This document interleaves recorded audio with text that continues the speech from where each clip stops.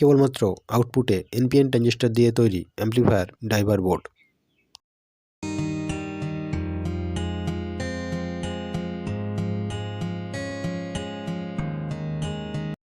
নমস্কার বন্ধুরা, take video চ্যানেলের আরও একটি নতুন ভিডিওতে আপনাদেরকে স্বাগত জানাই। আশা করি আপনারা সুস্থ আছেন।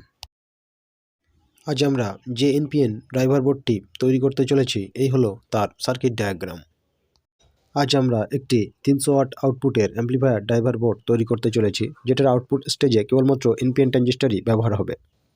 এই ধরনের ড্রাইভার বোর্ডটি তৈরি করতে আমাদের যে উপকরণগুলি লাগবে, এখানে আমি একটি ডট ভেরোবোর্ডের উপর সমস্ত বোর্ডটি তৈরি করতে চলেছি।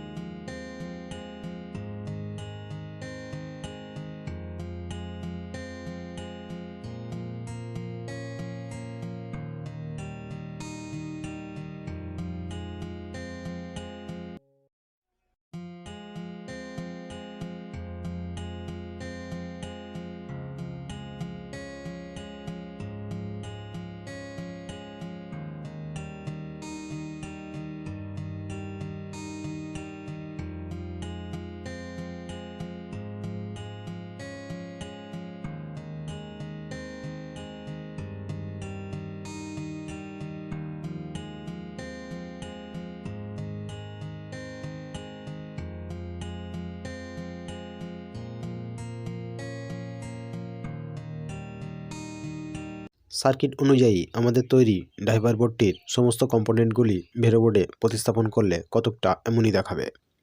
একটি লাইন ডট ভেরোবোর্ডে সমস্ত সার্কিটটি তৈরি করতে গেলে আমাদের যে জিনিসটির প্রথমেই প্রয়োজন হবে তা হলো সার্কিটটির একটি উপযুক্ত ডিজাইন।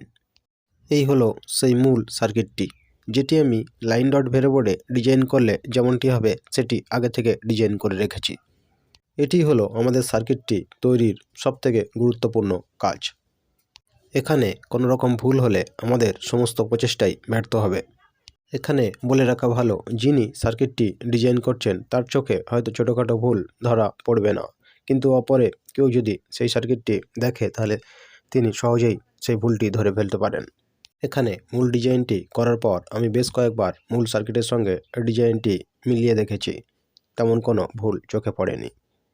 তারপরেও একটি ভুল আমি পেয়েছি, যেটি হলো 10-15 এ ট্রানজিস্টর অর্থাৎ ইনপুট স্টেজে ব্যবহৃত এই দুটি ট্রানজিস্টরের একটি উল্টো ছবি আঁকা হয়ে গেছে, যদিও এখানে বেস কালেক্টর এমিটার ঠিকই লেখা আছে। বন্ধুরা, তোমরা এই সার্কিটটি তৈরির সময় বেস কালেক্টর এমিটার মার্কিংটি অনুসরণ করলেই ভুলটি আর হবে না। যেহেতু এই সার্কিটে আউটপুট স্টেজে থাকা পাওয়ার ট্রানজিস্টরের এমিটার রেজিস্ট্যান্স 0.33 ohms 5 ওয়াটের এখানে এই সার্কিটের মধ্যে লাগানো হয়নি, সেহেতু এখানে আমি বেস রেজিস্ট্যান্স 4.7 ohms 2 ওয়াট এটিও আর লাগালাম না। এই রেজিস্ট্যান্সগুলি আউটপুট স্টেজে থাকা মূল পাওয়ার ট্রানজিস্টরের লেগে সরাসরি প্রতিস্থাপন করব এমনটি ভেবে রেখেছি। এই সম্পূর্ণ সার্কিটটি তৈরি করতে এখানে মূলত 6টি জাম্পার ব্যবহার করা হয়েছে। এখানে সমস্ত কম্পোনেন্টগুলি সোল্ডারিং করে নিয়েছি। এবার সেই মূল কাজটি আমাদের করতে হবে, অর্থাৎ ট্র্যাক কাটিং। এখানে এই ভেরোবোর্ডটিতে মূলত 11টি অনুভূমিক কপার লাইন আছে এবং এই 11টি কপার লাইনের উপর ভিত্তি করেই আমরা সার্কিটটি ডিজাইন করেছিলাম। এখন আমাদের ডিজাইন করা সার্কিট অনুযায়ী কপার ট্র্যাকগুলিকে সাবধানতার সঙ্গে কেটে ফেলতে হবে সেই জায়গায় যেখানে আমাদের সার্কিট অনুযায়ী কাটা আছে।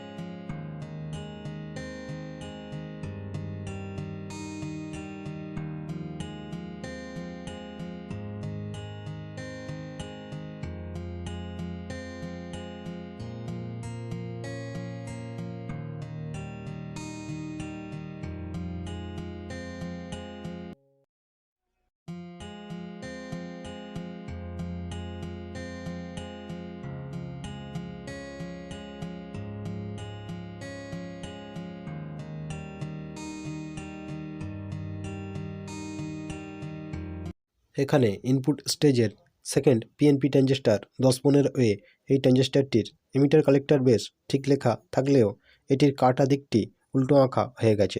এটি একটি ভুল। এছাড়াও এই সার্কিটটির অন্য কোনো ভুল যদি বন্ধুদের চোখে পড়ে তবে কমেন্ট বক্সে অবশ্যই জানিও। এখানে 6টি জাম্পারের পজিশন আমাদের তৈরি বোর্ড এবং বেরো বোর্ডে ডিজাইন করা সার্কিটে ভালোভাবে দেখানো হলো বন্ধুদের বোঝার সুবিধার্থে।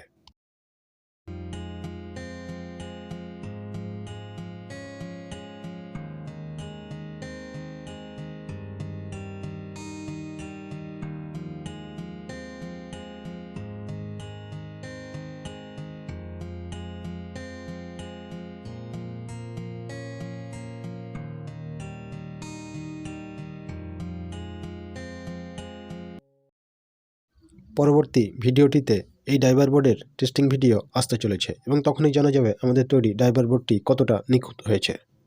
পরবর্তী ভিডিওটি অবশ্যই মিস করবেন না। আজ তবে ভিডিওটিকে এখানেই শেষ করলাম। দেখা হবে আবারও নতুন কোনো ভিডিওতে। এই ধরনের তথ্যমূলক ভিডিও পেতে আমাদের চ্যানেলটিকে সাবস্ক্রাইব করতে ভুলবেন না। বাংলা ভাষায় ইলেকট্রনিক্সকে সহজভাবে বুঝতে ও জানতে অবশ্যই আমাদের চ্যানেলের সঙ্গে থাকুন। ভিডিও সম্বন্ধে কোনো রকম মতামত থাকলে খালি কমেন্ট বক্সে চলে আসুন। আমাদের চ্যানেলে আপলোড করা প্রতিটি ভিডিওর নোটিফিকেশান সবার আগে পেতে বেল আইকন অন করুন।